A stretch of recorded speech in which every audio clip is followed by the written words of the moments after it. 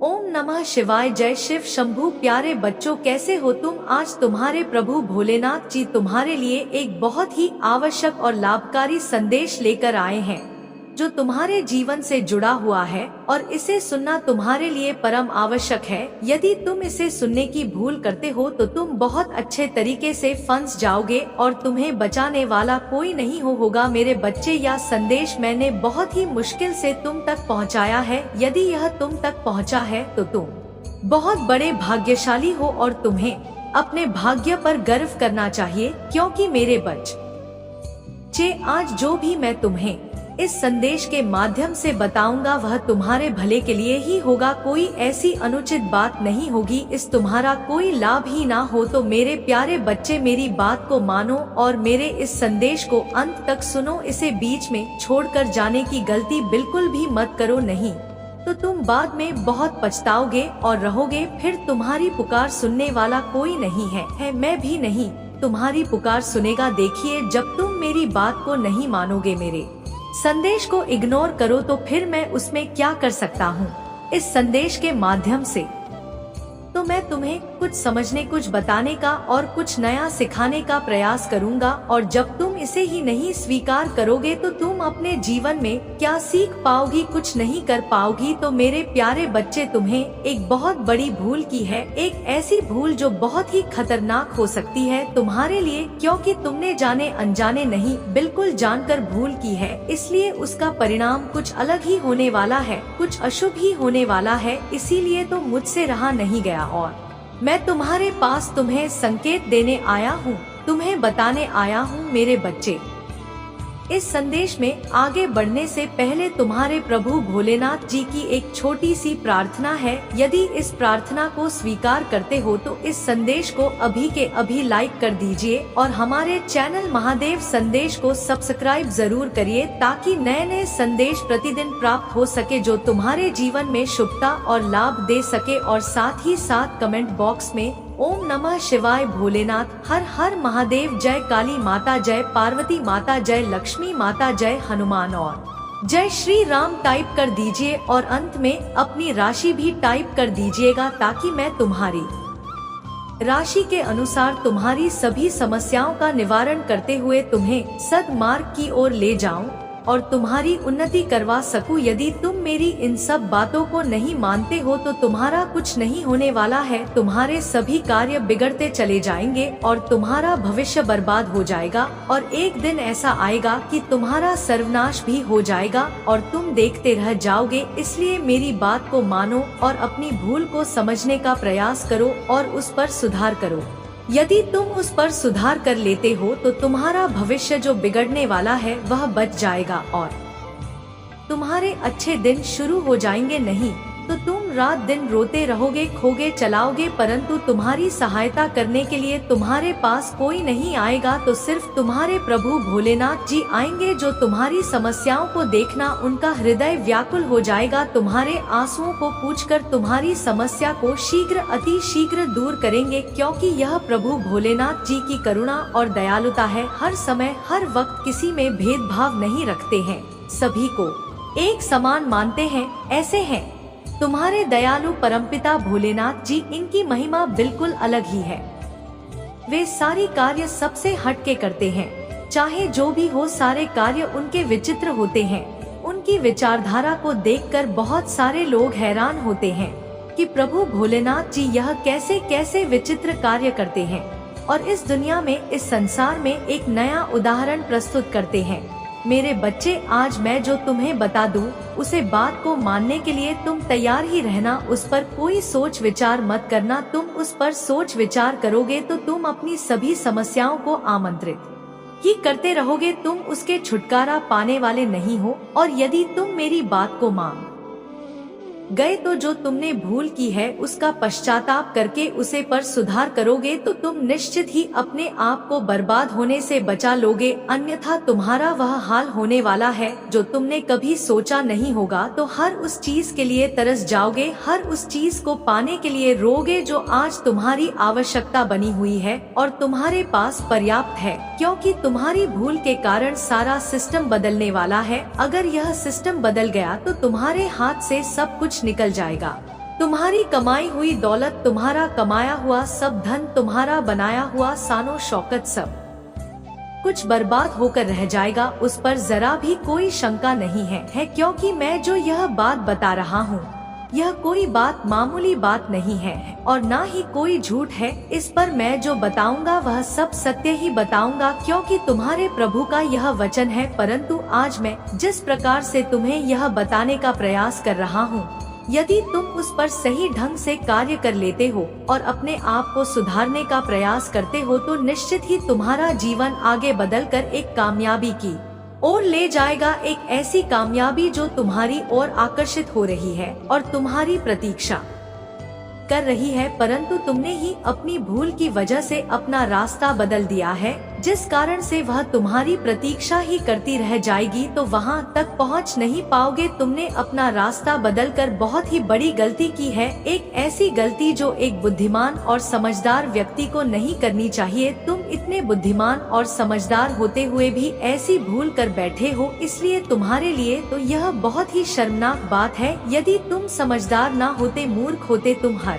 उस चीज का निर्णय जो तुम्हारे लिए उचित है या अनुचित है, तब तो तुम ऐसा कार्य करते, तो उसमें कोई बात नहीं थी। परंतु तुम जानबूझकर ऐसी गलती कर रहे हो जो भी तुम्हारे लिए परम अहितकर है। इस सिचुएशन में तुम्हें अपने आप को शांत दिमाग से सोचकर उस पर विचार करके तुम्हें अपने कार्य को बहुत ही सावधानी पूर्वक करना चाहिए। तुमने जल्दबाजी में जो अपने कदम उठाए हैं उनको तुम्हें रोकना पड़, उस पर तुम्हें विचार विवश करना पड़ेगा। इसीलिए मैं तुम्हें बताने आया हूँ, जो रास्ता तुमने चुना है वह तुम्हारा बहुत ही गलत रास्ता है। उस पर तुम्हें लाभ नहीं होने वाला है, सिर्फ तुम्हारी हानि होगी और खर्चा होगा। जो तुम्हारा धन कमाया हुआ होगा वह सब उसमें व्यर्थ खर्च हो जाएगा और तुम्हें उससे मिलने वाला कुछ नहीं है। और यदि तुम्हें उसमें कुछ मिल ना पाए और तुम्हारा नुकसान ही होता रहे, तो ऐसा कार्य करने से क्या फायदा। वह चाहे जितना सरल क्यों ना हो, चाहे जितना ऊपर से देखने में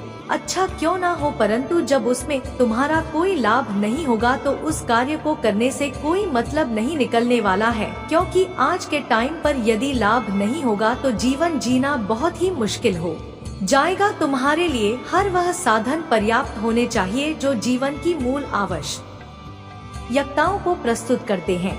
यदि तुम अपनी मूल आवश्यकताओं को पूरा करने में असमर्थ हो जाओगे तो तुम्हारे परिवार वाले भी तुम पर धिक्कार करेंगे और तुम्हें बुरा भला और निकम्मा कहेंगे। तो मेरे बच्चे, इन सब चीजों से बचाना है तो तुम्हें अपने प्रभु महादेव जी की, प्रभु भोलेनाथ जी की बातों का पालन करना होगा और उनके अनुसार ही अपने मार्ग को प्रशस्त करना होगा। यदि तुम अपने अनुसार कोई भी कार्य करते हो तो वह कार्य तुम्हारा पूर्ण नहीं होने वाला है, क्योंकि तुम्हारा जो निर्णय है वह बहुत ही अमंजनीय होता है, क्योंकि तुम सही तरीके से अपने उस अंजाम के लिए निर्णय और फैसला नहीं ले पाते। ओ मेरे बच्चे, जिस व्यक्ति ने यह भूल तुमसे करवाई है वह व्यक्ति तुम्हें इसी तरह से बर्बाद करना चाहता था, क्योंकि तुम्हारे पास अधिक धन होगा, तुम्हारे उस चीज के लिए सक्षम हो गए थे जो तुम्हें अपनी होती थी, जिसे तुम अपनी आमदनी करना चाहते थे। सब प्रकार की शानो शौकत तुम्हारे पास थी, इसीलिए उसे व्यक्ति से यह सब देखा नहीं गया और उसने एक अंजाम को देखने के लिए तुम्हारी मत को भड़काने का प्रयास किया है। प्रयास नहीं किया बल्कि तुम्हें भटका ही दिया है, क्योंकि तुम उसकी बातों में आकर बिना सोचे समझे जो कदम को उठाया है वह तुम्हारा बर्बादी का ही काम है। क्योंकि उसकी तो इच्छा यही थी कि तुम किसी ना किसी तरह से मेरी बातों में आकर मेरे अनुसार, मेरी मस्तिष्क बुद्धि के अनुसार कार्य करने लगो, जिस वजह से तुम्हारा सारा कार्य असफल हो जाए और तुम्हारी बराबर हानियां होती चली जाए। तुम्हें कोई लाभ उसमें प्राप्त ना हो, परंतु उसमें तुम्हें लालच बहुत बड़ा दिखाया गया था। उस लालच की वजह से तुमने आज इस मुकाम को स्वीकार किया है। परंतु मेरे बच्चे, लालच बहुत अच्छी वस्तु नहीं होती है। यदि तुम लालच करते हो तो उसका परिणाम तुम्हें अंत में कुछ और ही देखने को मिलेगा, क्योंकि लालच के अधीन में जो भी व्यक्ति आता है उसकी दशा बहुत ही भयानक और दर्दनाक हो जाती है। क्योंकि लालच एक ऐसी मन की विचारधारा है जो तुम्हारे मन मस्तिष्क पर हावी होकर तुम्हारा हृदय में इस प्रकार से उमड़ेगी, ना तुम्हारा मस्तिष्क काम करेगा और ना ही फिर तुम्हारा हृदय काम करेगा। तुम फिर वही करते चले जाओगे जो तुम्हें नहीं करना चाहिए। लालच के आवेश में आकर तुम ऐसा कार्य कर देते हो जो तुम्हारे लिए नुकसानदायक सिद्ध हो सकता है, परंतु आज जो तुमने किया है वह बहुत ही निंदनीय और आप प्रशंसनीय है। तुम्हारी हर उस चल को, हर उस विचार को और जो तुम्हारा कार्य चल रहा था उस पर प्रतिबंध लगाना सिर्फ उस तुम्हारे परम साथी का है जो तुमसे मीठी मीठी बातें करके तुम्हें फंसा कर, तुम्हारे मार्ग से भटका कर तुम्हें जिस रास्ते पर ले जाने का काम किया है वह तुम्हारे लिए बहुत ही गलत है, क्योंकि तुम उसे पर जाकर अपना नुकसान ही कर बैठोगे। मैं बार बार तुमसे यही समझ रहा हूँ कि मेरे बच्चे, अभी भी समय है, समझने का प्रयास करो और उसकी कही हुई बातों को अपने मस्तिष्क से निकालो दो और अभी समय है, वापस लौट आओ। उसे मार्ग पर मत जाओ जहाँ पर तुम्हारा नुकसान ही नुकसान हो। यही परम सत्य है जो मैं तुम्हें बता रहा हूँ। यदि तुम में अभी भी थोड़ा बहुत बुद्धि है और कुछ अपने बारे में और अपने परिवार के बारे में अच्छा चाहते हो तो मेरी बात को शीघ्र, अति शीघ्र मान लो और अपने कदम पीछे वापस ले लो। जैसे ही तुम अपने कदम पीछे आप वापस ले लोगे, वैसे ही तुम्हारी सभी व्यवस्थाएं फिर से सुनिश्चित हो जाएगी। जो तुम व्यर्थ में सब खर्च करने के बारे में सोच रहे थे वह सब तुम्हारा नियंत्रित हो जाएगा और फिर तुम्हें किसी चीज की समस्या होने वाली नहीं है। और फिर तुम जो अपना कार्य कर रहे थे उसी पर अपना ध्यान दो, क्योंकि जिसका कार्य को तुम कर रहे हो उसमें भी तुम्हें अधिक से अधिक लाभ मिलता है। ऐसा नहीं है कि उसमें तुम्हें थोड़ा बहुत लाभ मिलता है, तुम्हें इतना लाभ मिलता है कि पर्याप्त रूप से तुम्हारा परिवार चल सकता है और तुम कुछ बहुत बचाकर अपने भविष्य के लिए, अपने बाल बच्चों के लिए रख सकते हो, जिससे कि उन्हें आने वाले समय में कोई समस्या और दिक्कत ना हो। जब तुम्हारे पास इतनी चीज पर्याप्त थी तो तुम्हें इतनी बड़ी भूल करने की क्या आवश्यकता थी। परंतु यदि तुमसे गलती हुई है या भूल हुई है तो इसे स्वीकार करो और उस गलती को करना बंद करो जो तुम्हारे लिए हानिकारक सिद्ध होती है। मेरा तो यही प्रयास रहता है कि तुम कोई ऐसे कार्य मत करो जो तुम्हारे लिए गलत सिद्ध हो जाए और तुम्हें नुकसान हो जाए। तुम ऐसे अच्छे अच्छे कार्य करते रहो जो तुम्हारे जीवन के लिए हितकर हो, तुम्हारे भविष्य के लिए हितकर हो और तुम्हारे परिवार के लिए परम हितकारी हो। यही मेरा उद्देश्य रहता है। मैं तुम्हें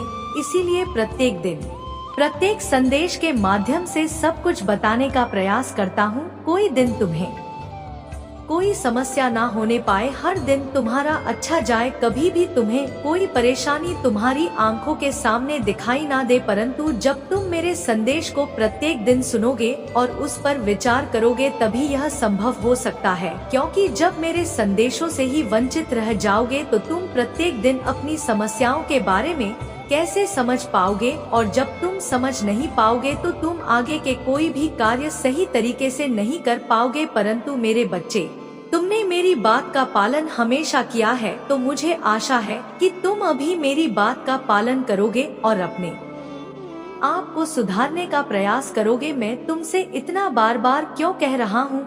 मेरे बच्चे, तुम मेरे प्रिय भक्त हो और मेरी प्रिय संतान हो, इसलिए मुझे तुम्हारा दुख देखा नहीं जाएगा, क्योंकि जो मेरे प्रिय होते हैं मैं उनका दुख का दाब नहीं देख सकता हूँ, चाहे उसके लिए मुझे कुछ भी करना पड़ जाए। इसीलिए मेरे बच्चे, मैं तुम्हें बार बार समझाने का प्रयास कर रहा हूँ कि अपने जीवन में कोई ऐसी गलती कभी भी मत करो कि तुम्हें दिक्कतों का सामना करना पड़े। तुम सदैव अपने आप को एक अच्छे मार्ग पर चलाओ, अच्छे तरीके से चलाओ, ताकि तुम एक अपनी नई पहचान बना सको और अपने आप को उजागर कर सको, अपने आप को एक प्रसिद्ध व्यक्ति बना सको कि लोग तुम्हारी प्रशंसा करें और तुम्हें देखें, तुम्हारे बारे में बातें करें।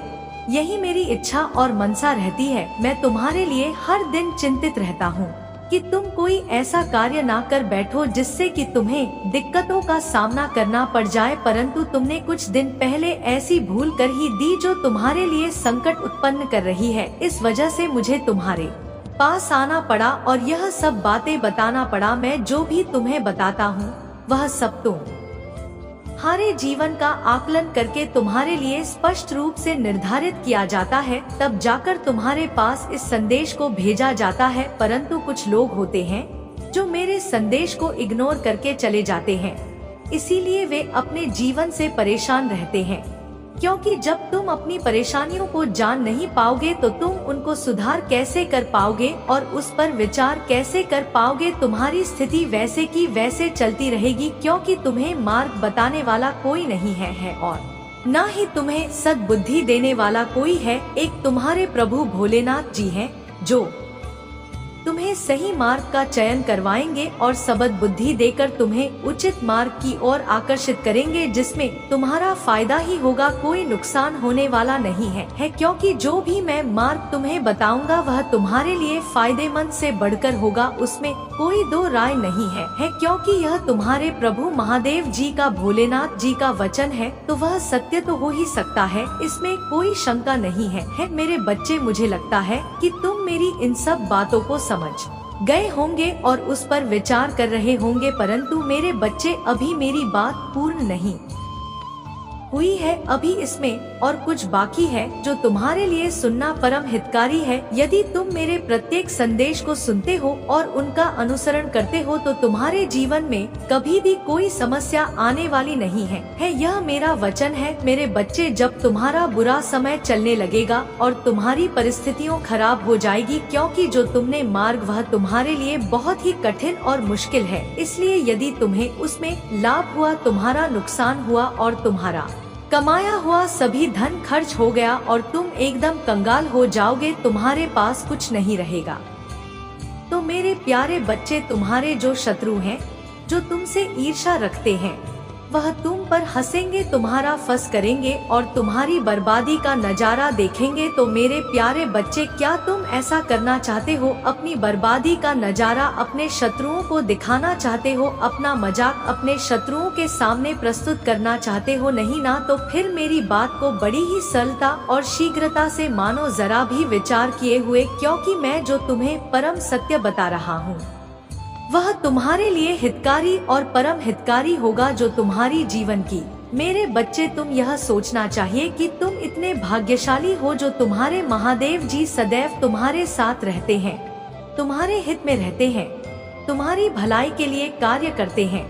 यह तुम्हारा परम सौभाग्य है जो तुम आज अपने परमपिता महादेव जी के चरणों में स्थान को पाया है। नहीं, तुम्हारे लिए एक अमूल्य बात है। तो मेरे प्यारे बच्चे, आज की स्थिति के अनुसार मैंने तुम्हें जो बताने का प्रयास किया है वह तुम्हारे जीवन की सत्य घटना है, जो वर्तमान में तुम्हारे साथ घट रही है और भविष्य तक घटती रहेगी। इसी पर तुम्हें प्रतिबंध लगाना है। अगर तुम प्रतिबंध लगाते हो तो तुम्हारा जीवन बेहतर से बेहतर हो जाएगा और मैं तुम्हारे जीवन में आगे और बेहतर से बेहतर करने वाला हूँ, परंतु तुम्हारी भूल की वजह से सब कुछ ध्वस्त होने वाला है। यदि तुम्हारे विचार अभी भी मुझसे सहमत हो रहे हैं तो तुरंत हाँ टाइप कर दीजिए कि हाँ, मेरे प्रभु ने जो मुझे बताया है उसे पर मैं विश्वास करता हूँ, मैं उनकी बात का पालन करता हूँ और अनुसरण करता हूँ। अब मैं बार बार उनसे क्षमा मांगते हुए कहता हूँ कि मुझे माफ कर दो। मैं तुरंत के तुरंत इस गलती को सुधारने का प्रयास करूँगा और अपने मार्ग को रोकेगा, उसे पर बेवजह नहीं जाऊंगा। मेरे बच्चे, समाज के लोग, तुम्हारे आसपास के पास पड़ोसी, तुम्हारे मित्र, दोस्त, नातेदार जो भी है, वह कभी भी नहीं चाहते हैं कि तुम एक अच्छे और सक्षम इंसान बन सको, तुम एक पैसे वाले इंसान बन सको। वह कभी भी नहीं यह चाहते हैं, इसीलिए वह तुम्हारे लिए षड्यंत्र का निर्माण करते रहते हैं। कोई क्या बताता है तो कोई क्या बताता है, और यदि तुम्हारा मस्तिष्क उनकी बात में आकर के भ्रमित हो गया तो तुम्हारा नुकसान तो होना तय है। इसीलिए मेरा कहना है कि सुनो सबकी और करो अपने मन की। तुम्हें सुना सबकी चाहिए, क्योंकि उनके सामने तुम्हें एक अच्छा इंसान बनना है, उनके सामने तुम्हें अपनापन दिखाने हैं। तब उनकी बात को तुम मान लो उसे टाइम पर जब तुम्हें वह बता रहे हैं, परंतु जब तुम उनसे अलग हट करके आओ तो उसे पर तुम्हें बार बार विचार और चिंतन करना चाहिए। अपने हृदय के भावनाओं से तुम्हें चिंतन करना चाहिए। जब तो तुम्हारा हृदय और मन मस्तिष्क यह अनुमति दे दे कि यह बात सत्य है, यह कार्य जो बताया गया यह सत्य है, तो तुम्हें यह कार्य करना चाहिए, अन्यथा कड़क नहीं करना चाहिए। यदि तुम उनकी सुनी गई बातों के अनुसार कार्य कर देते हो तो इसीलिए तुम्हें इन दिक्कतों का सामना करना पड़ रहा है। तुम्हारे रास्ते में